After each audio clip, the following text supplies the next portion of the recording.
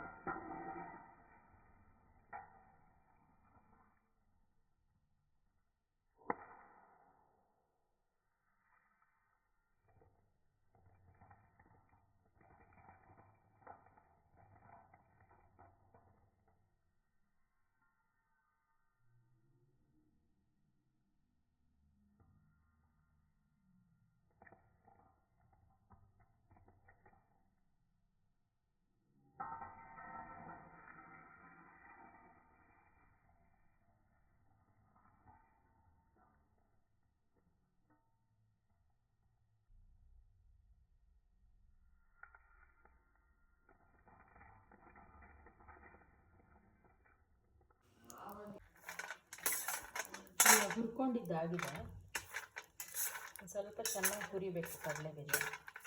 ಇದು ಸ್ವಲ್ಪ ಕಲರ್ ಬಿಡಬೇಕು. ಈಗ ಇದೊಂದು ತಟ್ಟೆಗೆ ಹಾಕಿ ಆರಕ್ಕಿಟ್ಟಿದ್ದೀನಿ. ಇವಾಗ ಮಸಾಲ ರೆಡಿ ಮಾಡ್ಕೋಬೇಕಿದೆ. ಇದನ್ನು ಮಕ್ಕಳು ಕೊಟ್ಬಿಟ್ಟು ಹೋಗ್ತಾ ಬರ್ತಾ ತಿಂತಾ ಇರ್ತಾರೆ, ಅಷ್ಟು ಚೆನ್ನಾಗಿರುತ್ತೆ ಇದು ರುಚಿ. ಇದಕ್ಕೆ ಒಂದು ಚೂರು ಎಣ್ಣೆ ಬೇಡ, ಏನೂ ಬೇಡ. ಇದಕ್ಕೆ ಜಸ್ಟ್ ಚೆನ್ನಾಗಿ ಹುರಿಬೇಕಷ್ಟೆ. ಮೇನ್ ಇಂಗ್ರೀಡಿಯೆಂಟ್ಸ್ ಒಂದು ಚಮಚದಷ್ಟು ಚಿಲ್ಲಿ ಪೌಡರ್,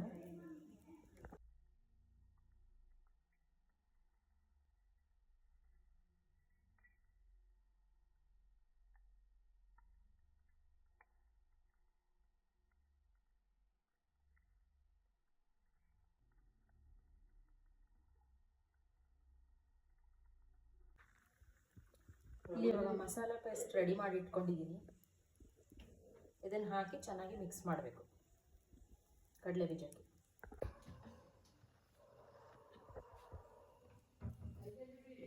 ಈಗ ಮಸಾಲ ಕಡಲೆ ಬೀಜ ರೆಡಿ ಇದೆ. ಟೇಸ್ಟ್ ಮಾಡೋದು ಒಂದೇ ಬಾಕಿ.